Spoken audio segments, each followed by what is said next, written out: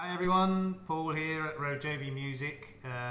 So my last video, I did pause it, but it kind of stopped and saved itself. So I've had to start a new video. So this is part 3 of the acoustic guitar left-hand conversion. Okay, so I left off by, I was just starting to fit all the strings back in, which I've now done. All the strings are in.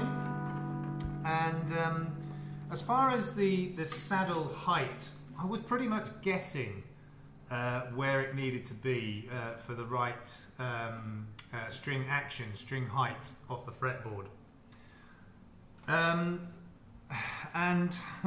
once I got it all put back together and up to all the strings under tension, I checked the string action, which is you measure the height of the string off the top of the 12th fret, and ideally, I mean I go in metric, so you do your own conversion. Ideally, the treble string should be in the ballpark of 2.5 mil off the top of the 12th fret, and it is. Let's just double check. 2.5 mil. Okay, and the bass string should be somewhere in the ballpark of 3 millimeters off the top of the 12th fret, and it is 3 millimeters. So by purely guessing the height of the saddle, okay, from experience, let's be honest, I've managed to get the string action fucking perfect. Now, that doesn't happen often. You know, even, I mean, I'm not a highly experienced luthier. I've got some experience, but even, you know, luthiers have been doing this 30, 40 years. They will agree that, you know, to guess the height of the saddle and get the string action perfect first go is not common. Now I'm quite proud of myself, actually. So the string action I could not be happier with. Now I was expecting it to be a little bit high, and as I said, I would have been quite happy to live with that. Excuse me. But as it turns out, it's turned out absolutely bang on. Could not be happier. Excuse me. Now, as I said, I've had to do a little bit of work at the nut end as well. Been going up and down with the slots, and I'm quite happy with how that's turned out. Now, you're not really going to be able to see this, but you should get just a very small amount of movement from the string to the first fret. And yeah, they're pretty good, okay. And as I said, I adjusted the truss rod. Now I haven't actually checked to see how straight the neck is since adjusting the truss rod. So let's see. Wow. Once again, that's bloody perfect. I amaze myself. Sorry to blow my own trumpet, but you know, I do. If I'm doing these jobs and it goes really well, I'm proud of myself. I think, you know, you've done a good job. Well done. And you know, this guitar is for me. So I wasn't overly concerned about perfection. You know, I wanted it ballpark, close enough, good enough, and it's ended up well better than I could have hoped for. Because of the height of this bridge, I really thought I was going to struggle to get the action down low enough, but as it turns out, it's worked out perfectly. And if you look at the break angle of the strings from the saddle back to the bridge pins, you can see there's quite a decent angle on there. Now that's a good thing, because what it does is it puts pressure on the saddle, which first of all keeps it in place, and also it allows good sound transfer from the strings through the saddle, through the bridge, and into the body. That's what you want. You want good pressure on the saddle so that you get good sound, whatever, the sound to actually, you know, deliver from the strings through the saddle, through the bridge, into the body itself, and then out the sound hole. So you want good pressure on there, but you don't want them to, the strings to come across and then right angle straight down. You know, that would be bad because it would put strain on the strings here, and they'd break. So that's just about a perfect break angle, and I could not be happier with the way this has turned out. I'm absolutely over the moon with it. Next stage, learn to play the fucking thing. But anyway, it can be a difficult job to do these conversions. I've done them before, not very many, not to guitars anyway. I've done, well, actually the only other one I've done was a classical guitar, one of the ones I had here in the shop, and I changed that to left-handed for myself. And they're easier in some ways because they don't have a bridge and saddle like this. It's straight. It has a long straight bridge, and the saddle is kind of a flat piece of wood, and that is also straight, and the strings go through a hole underneath it, and then you tie a knot in them. So you don't have this compensated saddle at an angle. It's dead straight, and you it's when you first build something like that, it can be very difficult to get the intonation right. But because classical guitars are nylon strung, you've got a lot more sort of give and you know, leniency in things like that. So that was a fairly easy conversion. I didn't have to do any work to the bridge itself, only the nut. I had to change the nut, but other than that, it was pretty straightforward. But I did that conversion to use it for myself, but I found it difficult to handle as a guitar because the necks on the classical guitars are quite a bit wider than on these acoustic guitars and electric guitars, and I just found it too much stretch, you know, across the fretboard. So I didn't really like it. So that's back on sale as obviously as a second-hand guitar and a left-handed guitar. So that's going to probably sit there for eternity, never sell. But there it is. So I decided to convert an acoustic guitar for myself, and like I said, I really like this guitar. And the thing is, it has got a few scratches and scuffs on it now, so I couldn't sell it as new anyway. So I thought, you know, it was on the rack back there, you know, up for sale.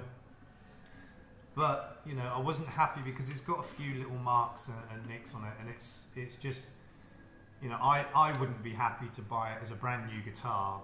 I mean, it's not in bad condition. As I said, it's just, I don't know if you can see it. There's a little scratch there, and there's a bit of a, it's not really a scratch, but it is a mark that goes across there, and there's a few other little bits and pieces. Down there it's a bit scuffed, so you know, I couldn't sell it as a new guitar, so I thought, sod it, I'll have it myself. Convert it to left hand, and there you go. And like I said, I am fucking really pleased with how this is, excuse my French, I'm really pleased with how this has turned out, and I'm going to enjoy learning to play it. And I like the fretboard on it. It's got quite a lovely little design on it of a bird and flowers. It hasn't got the fret dot markers here, but it has got them at the side, but obviously that's for right-handed. So I am probably going to put some on the side dot markers up here, but I'm not going to film that because all it is just drilling tiny holes, put a toothpick in, glue a toothpick in, and shave it off and sand it smooth. That's it. That's all it is. Not really very exciting. So the only other job I've got left to do is obviously they've got the strap buttons on. All guitars have got them on the bottom, and this one originally had one here. I've taken it out and as best I can, just kind of, I've got some green food colouring which I use to dye that. I don't have any paint or anything this colour, and as I said, it is for me, so I'm not looking for perfection.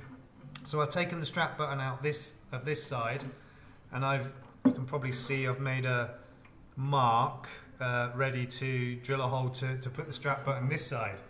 So I'm going to turn this round so that you can see what I'm doing, although it's not the best angle for me. I've already got the right size drill bit set up in my drill with a bit of tape so I don't go too deep.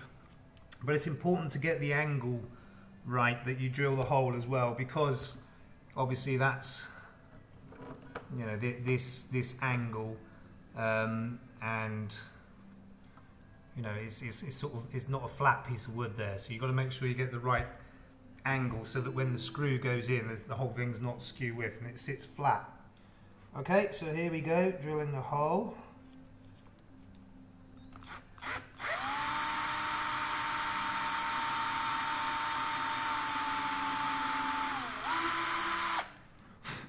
Okay, that's good. Can you see that? I think so, just about. Okay, now when I'm doing any work on any guitars or any instruments, I've got this little pot that I use for keeping all my bits and pieces in. So it's got a screw cap, and that's where I've got the strap button. So, you know, when I'm doing work on guitars, I'll have the, you know, the nut in there and the bridge and maybe tuners and things like that, so that I don't lose them. Because although I don't like to be, I'm quite a messy worker, and I tend to end up with tools and crap everywhere, and I can't find what I'm looking for.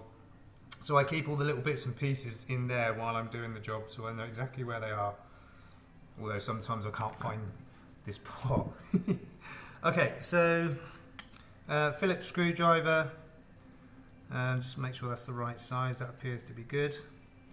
So that's the strap button itself.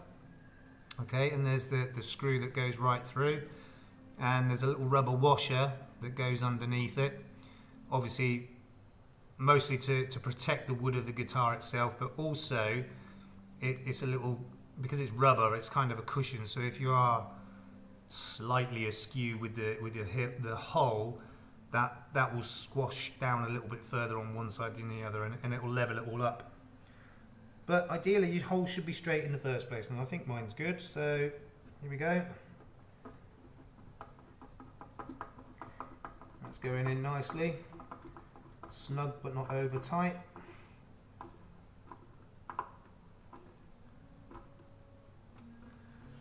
Okay, that looks good. Just tighten it down a little bit more. That's good enough. Okay, so that's another project finished. Acoustic guitar left-hand conversion. And apart from a few little problems I've had along the way, mostly, to be honest, with the nut and the saddle, which is almost always the case anyway, because they need such fine adjustment to make sure that everything is right. And the other thing as well, because the string action, the height is good, and the action at the nut is very good as well. I've got just the right amount of clearance. I've got no buzzing. Oh dear. All the way up the fretboard on all 6 strings, every single fret, every single string. There's no buzzing whatsoever, so it's worked out absolutely perfect. The neck is perfectly straight now from the adjustment on the truss rod. Now the other thing, how are we doing for time? Loads of time, good. The other thing, obviously, is intonation. Really, really important with instruments. And again, I was aiming for ballpark, you know, close enough, kind of thing. And for those of you who don't know, the way you check intonation on a stringed instrument such as a guitar, you get your strings up to pitch, up to, you know, in tune properly. And you fret them at the 12th fret, and you should, when you pluck the string, get the exact same note, but an octave higher. So you're not going to be able to see my little clip-on tuner, but okay. So we start with the E string, little flat. check the intonation at the 12th. Bang on. Just check it again. Yeah, absolutely perfect. Okay, the B string. B strings are always the treble strings on a guitar for various reasons. Going down. Okay.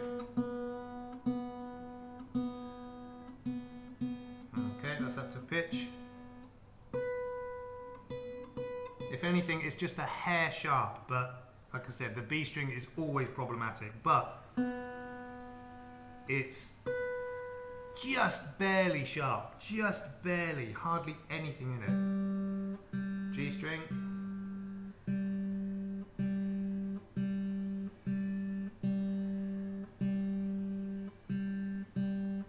Okay, at the 12th. Ooh.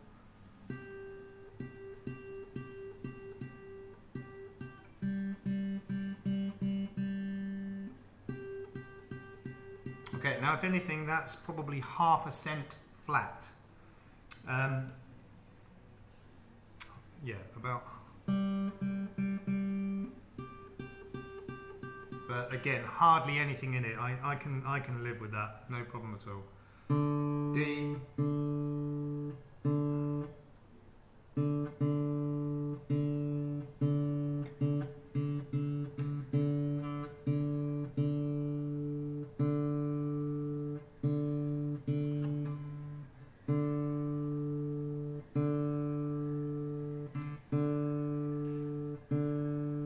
Come on, get up to pitch.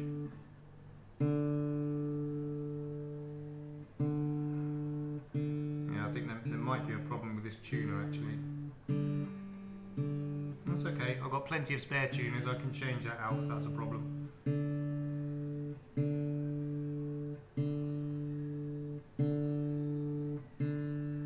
Come on, get up to pitch.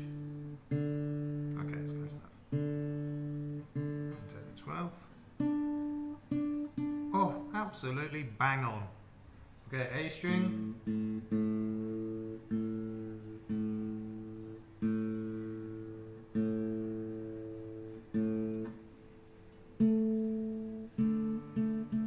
Spot on. E string.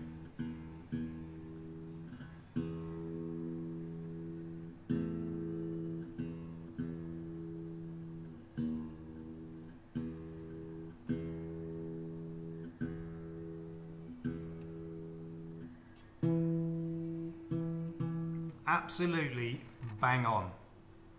What can you say? I mean, apart from the B string being just a tiny hair sharp and the G string just a tiny hair flat, other than that, the intonation's just about perfect. Now, can you ask for more than that? The string height, the action, perfect.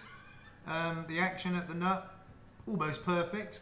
Maybe just a slight bit of adjustment here and there, but it's close enough. And the intonation, 99% perfect. Can you ask for more than that? No.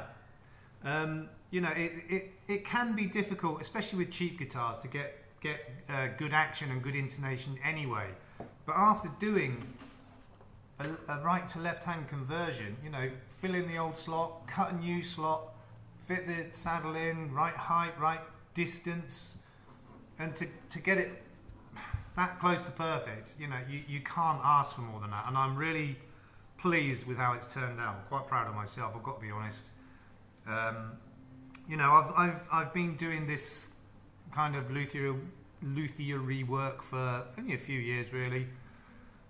You know, I'm learning as I go along. I make a lot of mistakes, and that is how you learn almost anything. You know, if you don't make mistakes when you're learning something, there's something wrong with you. There is. You're always going to make mistakes when you learn something. And you know, the thing is with this kind of work, luthiery, I mean, there are a billion different types of instrument out there. They're all different, and you know, you're always going to be learning. There's always something new that's going to come up and challenge you, and you know, you've got to figure out a way around it. And you know, it is a very precise kind of work, you know, to make all the fine adjustments and everything else, and building instruments as well. I mean, although mine are not, you know, factory standard, the instruments that I've made, and there's a lot of them, I've got to be honest, you haven't seen anywhere near all of them. Some of them don't sound great, but most of them, to be fair, sound pretty good, and you know, they end up with good sound, good volume, good intonation, good tone, sustain. I mean, the last instrument I built, that mountain or lap dulcimer, really pleased with how that turned out. And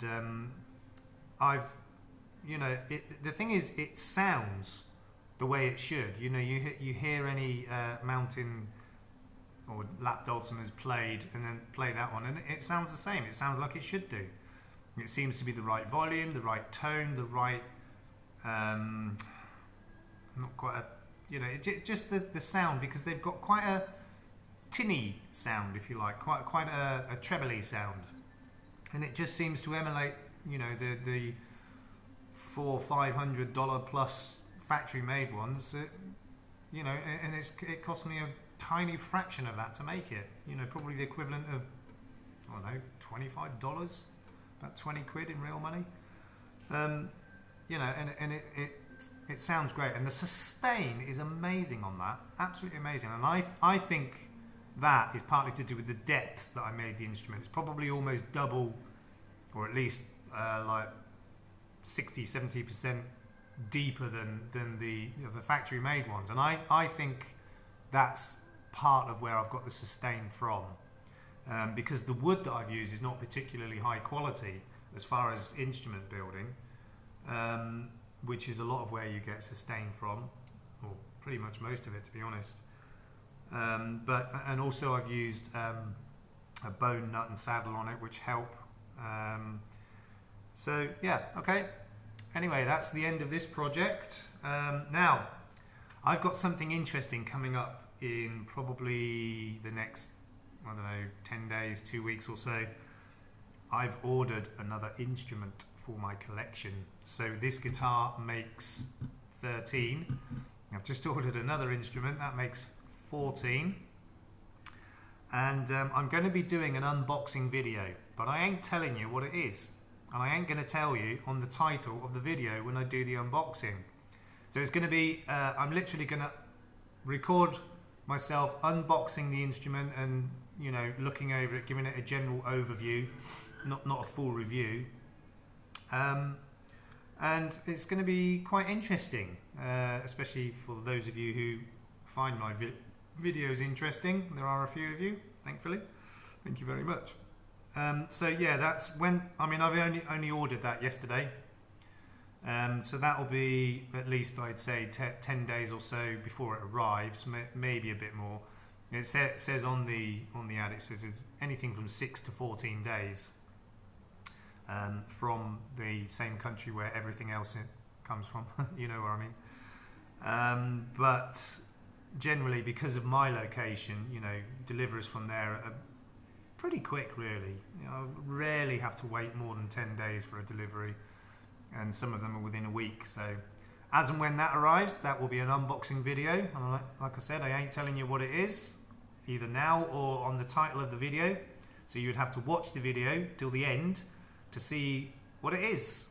I'm quite looking forward to it. I'm really actually quite excited about it. It's another instrument I want for my collection. I've not paid a lot of money for it. I tend to err on the cheap side with instruments, and I think you know, if you know where to look and what brands to look for, you know, you can end up with some good instruments for bloody good money. And I've got a rack full of them in the back of my shop. I mean, some of you may not agree with, you know, their quality or anything else, but I think for what you pay for some of those, I've got some really good stuff there. Okay, so this guitar's finished, left-hand conversion, and I am bloody over the moon with it. I ain't gonna give you a sound demo because I can't play the fucking thing. I've got to learn to play it. But I'm going to enjoy learning to play it because you know, I know that I did the work on this to turn it into an instrument that I can play. Because obviously I can't play guitar anyway. But even if I could, I couldn't really play right-handed ones. So now I've got a lefty, and well, I've got two. I've got my electric guitar as well. So yeah, so that's. Now I've got to try and figure out a way of how I'm going to fit in learning to play 14 instruments. I mean, I can play some of them anyway, but I need more practice. And that's what I said in one of my previous videos where, you know, I'm taking a step back from the recording to give myself some time to practice playing my instruments. But, you know, even that's on the back foot at the moment because of the manic teaching that I'm doing at the moment. But that's paying the bills, so I'm not going to complain about that. Okay, so I really hope you enjoyed this short video series on guitar left-hand conversion. If you did, please give it a like, thumbs up, share, subscribe, comment, all that malarkey, you know. And I'm trying to get my algorithms up on YouTube, and they're not clever at the moment, so I need to try and increase things. So you guys are what makes it all count, and like I said, I really hope you enjoyed this, and we will see you again soon. In the meantime, peace out.